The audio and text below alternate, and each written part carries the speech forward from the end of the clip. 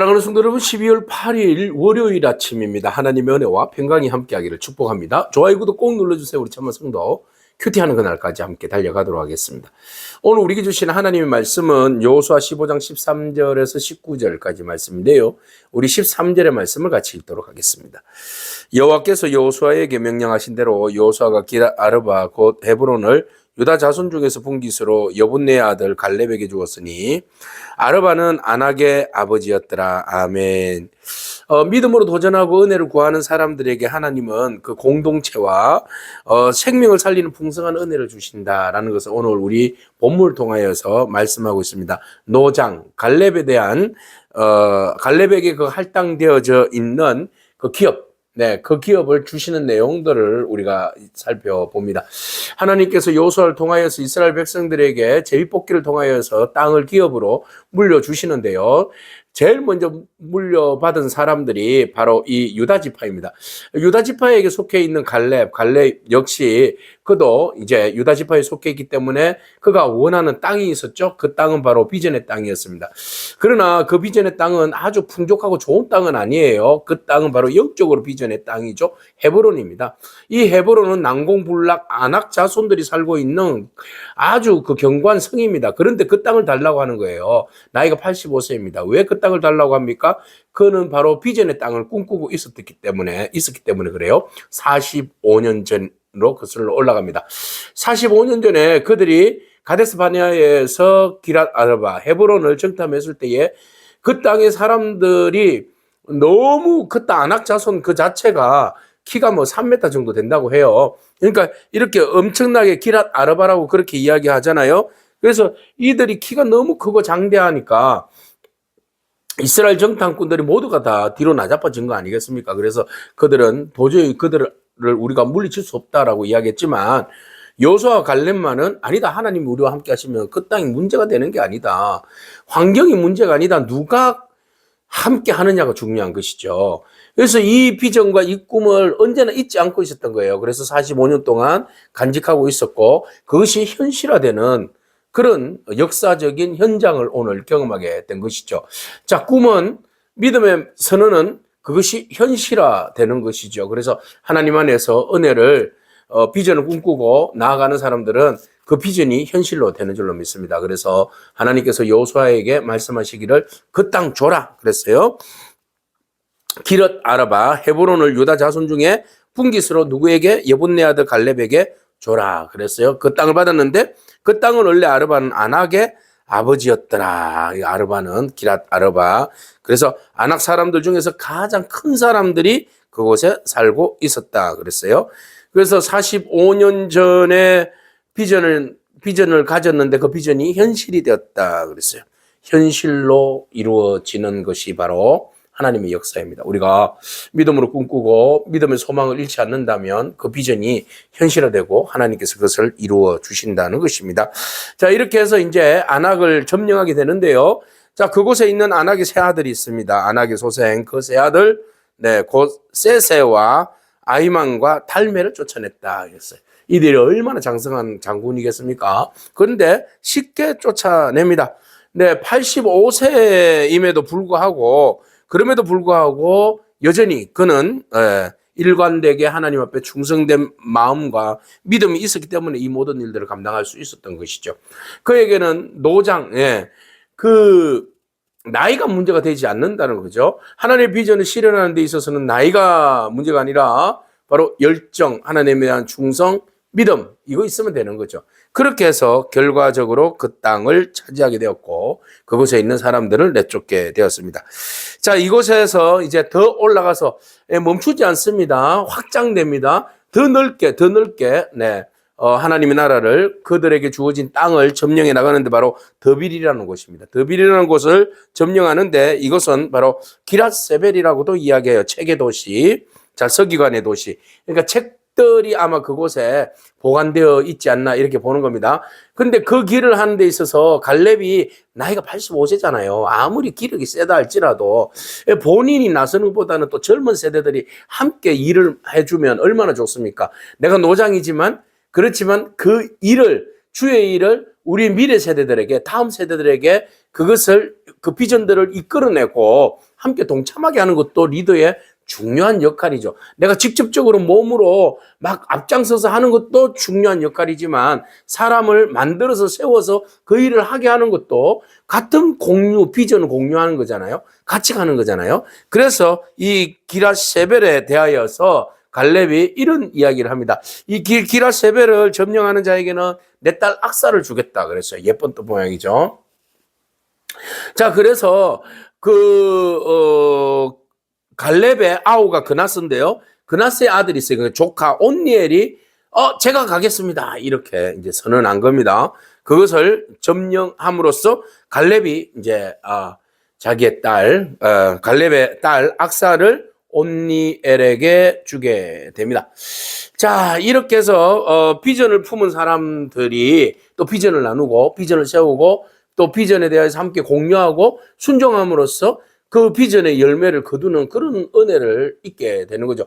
여기에서 물론 뭐 악사를 얻기 위해서 그 일을 했다라고 할 수는 있겠지만 그러나 사실 그거보다도 비전이 앞선 거죠. 네, 딸을 쟁취하기보다는 딸과 결혼하는 것이 주 목적이라기보다는 하나님께서 주신 비전을 함께 공유하고 나누고 그것을 위해서 애쓰는 사람, 힘쓰는 사람, 그에게 비전이 있고 그들의 믿음, 그들을 통하여서 하나님은 미래를 그들에게 맡겨주시는 것이죠. 그래서 믿음으로 도전하여서 이어갈 사람이 필요한 거예요. 그 사람이 바로 온니엘이었어요. 갈렙 다음에 온니엘이 갈렙의 믿음과 비전을 품고 같이 나아갔던 거죠. 그래서 공동체를 향한 이 책임감, 네, 하나님의 약속을 끝까지 이루려고 하는, 자기가 스스로가 갈렙이 이제 나이가 85세니까 이 비전을 함께 공유해서 하나님의 뜻을, 하나님의 꿈을, 비전을 그대로 이어갈 사람들,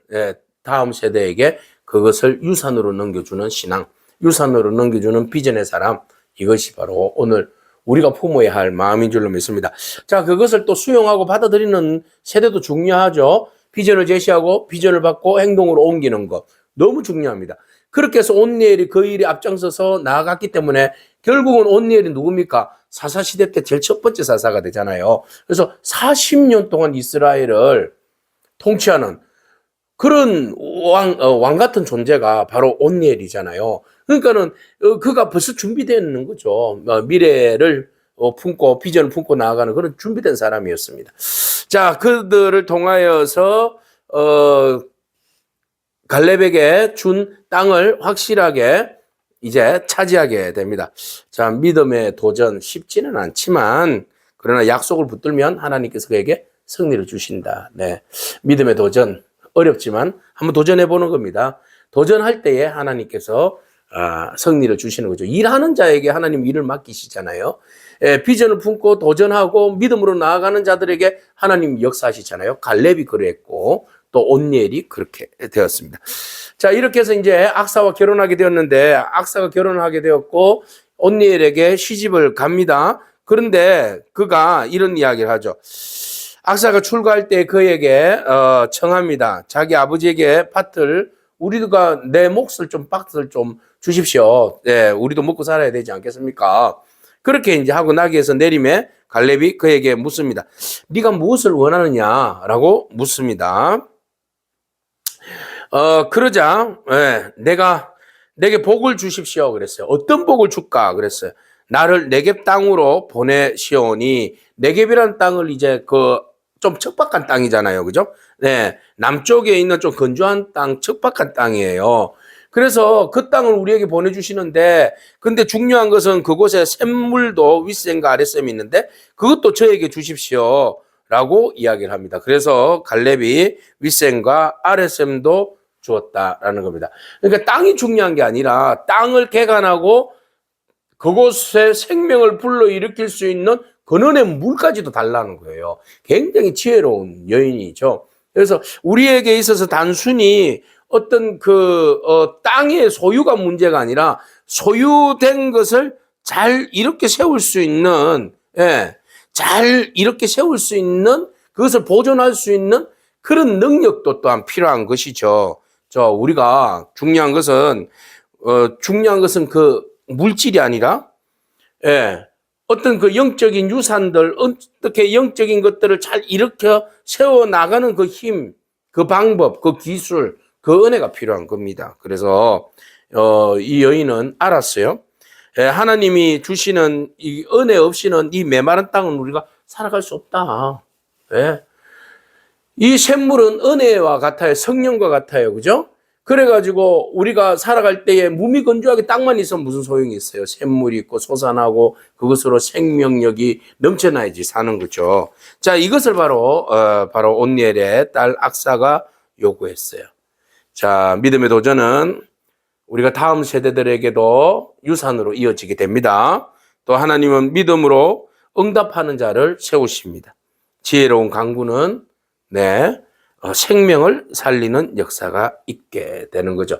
오늘 우리가 본문을 통하여서 믿음으로 도전하고 또 하나님의 은혜를 구하면 하나님께서는 우리 공동체의 생명을 살리는 그런 풍성한 복을 주시는 분이시다 라는 사실을 기억하고 믿음으로 도전하는, 그리고 다음 세대들과 함께 공유하는, 그리고 생명을 강구하는 그런 저와 여러분의 삶이 되기를 축복합니다. 아멘. 기도하겠습니다.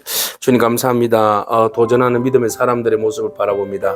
갈렙 노장이지만 지치지 않고 하나님께서 부어주신 그 비전을 안고 달려갔습니다.